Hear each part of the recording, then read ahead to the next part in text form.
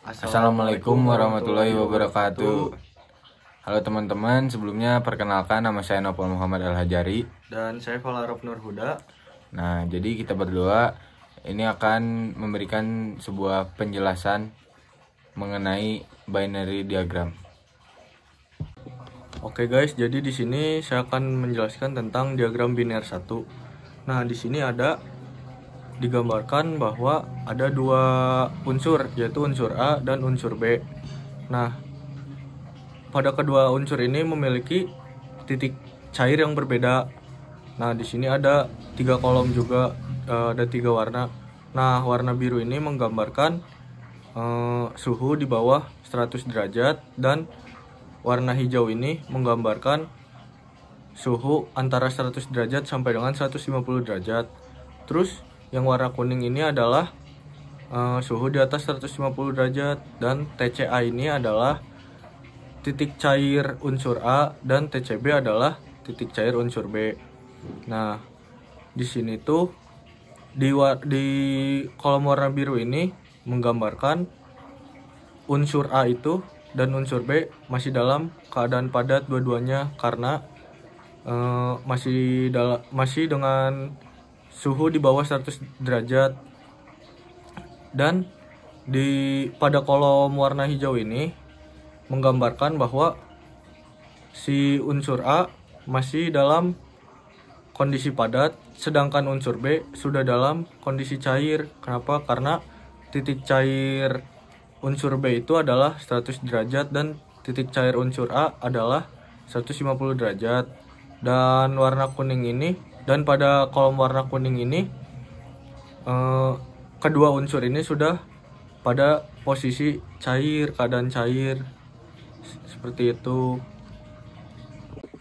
Nah, guys, di sini kita lanjut ke diagram biner 2. Masih diketahui bahwa di sini ada dua unsur, yaitu unsur A dan unsur B.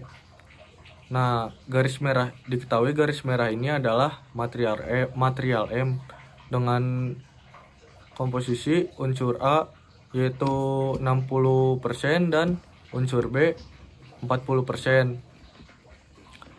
Di sini sudah diketahui bahwa titik cair unsur A adalah 1000 derajat dan titik cair unsur B adalah 477,4 derajat.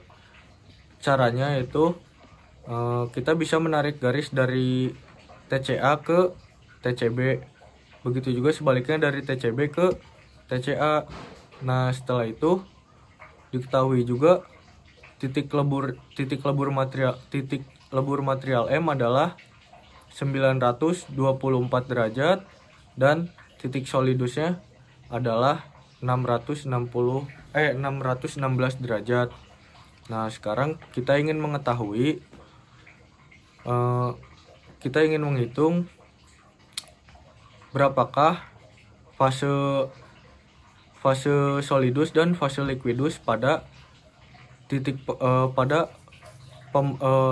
pembekuan 45% material M. Caranya yaitu kita bisa hitung dari garis biru ini, dari kiri ke kanan panjangnya berapa.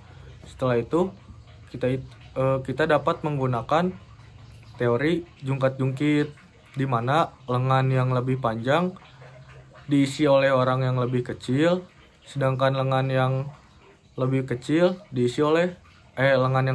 diisi oleh orang yang lebih besar. Nah, di sini kita hitung dari ujung garis biru ini ke titik merah ini. Di sini diketahui hasilnya yaitu 44,46 derajat. Nah, sudah diketahui bahwa angkanya itu lebih kecil, jadi kita taruh di lengan yang lebih panjang sesuai teori jungkat-jungkitnya. Dan sisanya yaitu 55,34%. Nah, guys, jadi kesimpulannya dari material M ini yang sedang mengalami pembekuan sebesar 45% memiliki fase solidus sebesar 55,34% dan memiliki fase liquidus sebesar 44,46%. Gitu. Halo teman-teman, sekarang saya akan memberikan sedikit penjelasan mengenai diagram larut sempurna dalam kondisi cair dan larut sebagian dalam kondisi padat. Nah, di sini terdapat sebuah diagram di mana terdapat garis liquidus dan garis solidus, yang artinya di atas garis liquidus maka keadaan material dalam keadaan cair, dan di bawah garis solidus maka material dalam keadaan padat. Nah, dan terdapat juga unsur A dan unsur B, dan juga terdapat material A yang memiliki unsur A sekian persen dan unsur B sekian persen. Dan juga di sini ada garis merah, yaitu maksimum B unsur B. Jadi maksimum unsur B yang dapat larut di dalam alfa. Nah, jadi ini adalah area alfa, yang dimana alfa ini memiliki kandungan A dan kandungan B. Lebih tepatnya unsur A yang memiliki kandungan unsur B. Nah, sekarang kita ini akan menganalisis pada material M ini pada temperatur tertentu, yaitu temperatur 1, temperatur 2, temperatur 3, dan temperatur 4. Kita ingin melihat bagaimana bentuk mikrostrukturnya. Nah, kita next ke slide selanjutnya. Nah, di sini ada T1, bentuk mikrostruktur T1. Titik-titik ini menandakan cair, fase cair. Jadi pada T1 ini material M semuanya dalam kondisi cair, larut sempurna dalam kondisi cair. Jadi cair semuanya, belum mengalami pembekuan karena berada di atas garis liquidus, di atas garis liquidus. Nah, selanjutnya di titik T2 ini kan sudah di bawah garis liquidus dan di atas garis solidus, yang seharusnya berarti sudah ada muncul fase padat atau ya muncul fase padat. Nah, ini bentuk struktur mikro dari T2. Pada T2 sudah muncul alfa. Nah, alfa ini yang menandakan fase padat sudah mulai bermunculan. Nah, pada alfa ini juga di dalamnya yaitu atom unsur A yang memiliki kandungan unsur B. Jadi atom unsur A yang terdapat unsur B-nya gitu. Nah, lalu ini kan terdapat 4 titik alfa. Nah, kita lihat di T3. T3 di sini kan T3 nih udah lebih turun dari T2 titiknya, yang berarti fase padatnya akan semakin lebih besar dibanding T2 ini. Nah, kita lihat. Nah, ini dia struktur mikrostruktur T3. Alfa ini, yang alfa di T2 itu semakin membesar dan muncul alfa baru di sini. Nah, jadi dalam penggambaran mikrostruktur itu gak boleh ngasal, jadi harus sesuai. Jadi jika di sini di T2 terdapat 4 titik, maka di T3 yang 4 titik alfa ini harus membesar gitu dan muncul alfa baru. Nah, selanjutnya di temperatur 4 di titik T4 ini itu kan sudah berada di bawah garis solidus, yang seharusnya harus dalam keadaan padat semuanya, dan kita buktikan dan benar di T4 ini material M ini sudah dalam keadaan solid 100% gitu. Halo teman-teman, sekarang saya akan memberikan sedikit penjelasan masih mengenai diagram biner larut sempurna dalam kondisi cair dan larut sebagian dalam kondisi padat. Namun kali ini terdapat penurunan kelarutan pada kedua sisi, yaitu pada sisi alfa dan juga pada sisi beta. Nah, perbedaannya dengan penjelasan pada diagram biner sebelumnya yaitu terdapat pada komposisi atau kondisi atom yang terdapat pada alfa dan beta. Jika pada penjelasan diagram sebelumnya itu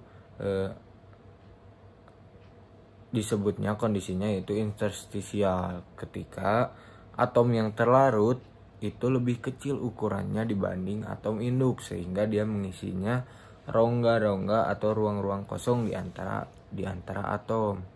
Nah, sedangkan pada kondisi ini itu disebutnya yaitu substitusial, yaitu dimana yang atom warna biru ini itu adalah atom B, di mana atom B ini menggantikan salah satu atom A. Yang hijau ini yang warna hijau ini atom A, sehingga dinamakan substitusial karena ukuran pada atom B ini hampir sama persis dengan atom induknya, atau atom terlarut itu hampir sama dengan atom induk. Begitupun kondisi pada beta, di mana atom unsur A yang menjadi atom terlarut itu menggantikan salah satu atom pada unsur B. Nah, sehingga dinamakan substitusial. Jadi itu perbedaannya dibandingkan dengan penjelasan pada diagram biner sebelumnya. Nah, teman-teman, saya sekarang akan menjelaskan mengenai diagram biner eutektik. Nah, di mana diagram biner eutektik itu seperti ini gambarnya. Nah, di sini ada titik yang saya beri warna merah, itu disebut titik eutektik. Titik eutektik ini pada titik tertentu atau titik yang memiliki komposisi tertentu. Kebetulan di sini yaitu komposisinya itu 61,9%. Nah, di titik eutektikum ini yang menarik adalah tidak adanya dua fasa ketika mengalami pembentukan. Jadi ini fasa liquid atau fasa cair. Nah, ketika material melewati titik ini, titik 61,9%, maka material akan secara serentak mengalami pembekuan 100% solidification. Jadi tidak mengalami fase di mana ada fase padat dan fase cair. Namun dari fase cair langsung mengalami pembekuan secara serentak 100% solidification. Nah, bentuk mikrostrukturnya seperti ini karena pembekuan yang secara serentak, maka bentuk mikrostrukturnya akan biasanya teratur gitu. Jadi seperti ini. Ini ada alfa 18,3% dan betanya yang warna biru 97,8% nih. Jadi seperti ini bentukan mikrostrukturnya itu rapi atau tertata dengan baik karena pembukaan yang serentak. Lalu di bawah 61,9% atau dari sini ke sini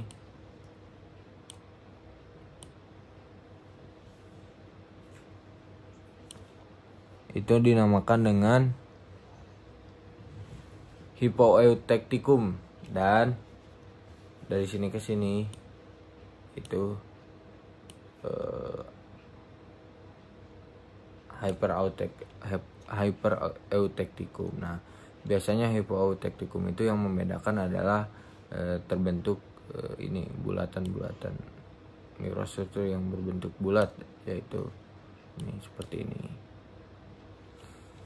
Jadi intinya adalah di diagram biner eutektikum ini kita dapat mengetahui di mana material akan mengalami pembekuan secara serentak dari fase liquid menjadi fase solid secara 100% pada komposisi tertentu. Begitu. Mungkin sekian penjelasan dari kita, semoga bermanfaat buat kalian semua. Mohon maaf apabila ada salah-salah kata dan kurang jelas dalam pemaparan materi kita. Sekian dari kita. Wassalamualaikum Assalamualaikum warahmatullahi wabarakatuh.